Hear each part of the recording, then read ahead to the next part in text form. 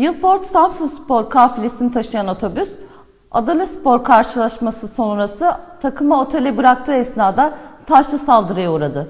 Adanaspor, Yılport Samsunspor maçı sonrası kırmızı beyazlı kafile stadyumdan ayrılarak konakladığı otele hareket etti.